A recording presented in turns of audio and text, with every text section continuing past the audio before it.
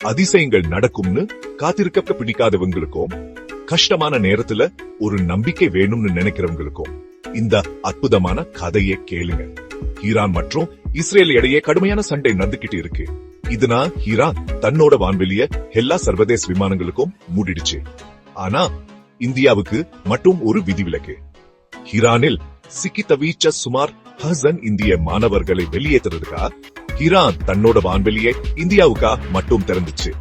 இந்திய அரசு தலைமையில நடந்த ஆபரேஷன் சிந்து மூலமா மஷாத் மற்றும் அஷ்காபாத் போன்ற நகரங்கள்ல இருந்து சிறப்பு விமானங்கள் மூலமா மாணவர்கள் தாயகம் திரும்பினாங்க. ஒரு மீட்பு நடவடிக்கையில பெரும்பாலும் ஜம்மு காஷ்மீரை சேர்ந்த 290 மாணவர்கள் பாதுகாப்பா டெல்லிக்கு வந்து சேர்ந்தாங்க. சில தரைவழியாவும் அர்மேனியாவுக்கு போய் அங்கிருந்து விமானம் பிடிச்சு வீட்டுக்கு வந்தாங்க.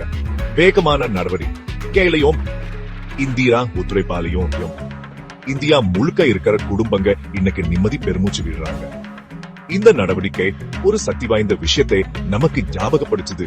நீங்க எங்க இருந்தாலும் உங்க நாடு உங்களுக்கு துணையா இருக்கும்.